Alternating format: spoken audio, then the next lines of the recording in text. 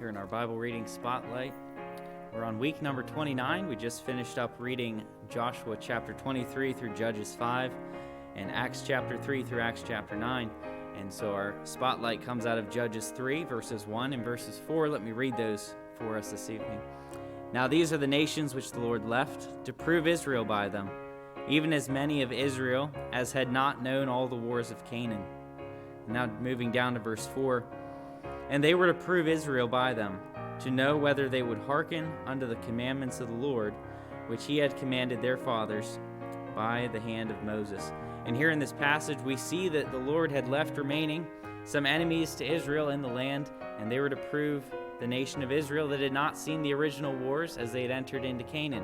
And I think the application could be there for us that it doesn't matter if the previous generation has won and fought spiritual battles. What they've done and what they've done is an example to us, but the fact remains that there are spiritual battles, spiritual giants that we need to face today. And those difficulties, those tests come and they prove us. They test us in our Christian walk. And so as we face those spiritual battles, may the Lord find us faithful as we have found him faithful as well. Speaking of being faithful, let's remember to be faithful in our reading of the Word of God. This upcoming week will be in Judges chapter 6 through 12 and Acts chapter 10 through Acts chapter 16. And as we faithfully remember to read his Word, let us also remember to go forward with the Word of God.